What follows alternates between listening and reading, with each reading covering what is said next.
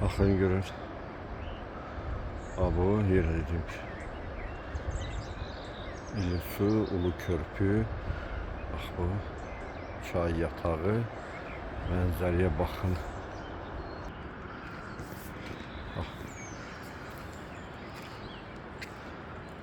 Bu videonu adamlar için çəkirəm ki,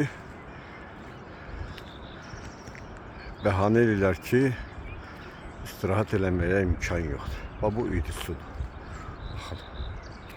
Düzdür, Bakıdan biraz aralıdır, ancaq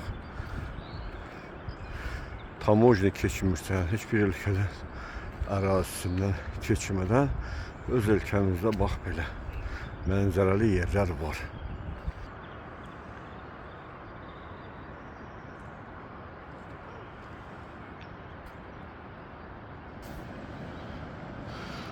Buyurun bakın manzaraya.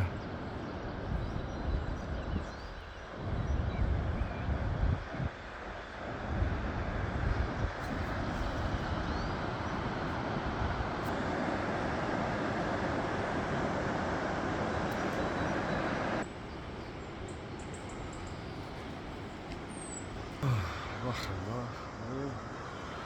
Buranın təbiəti.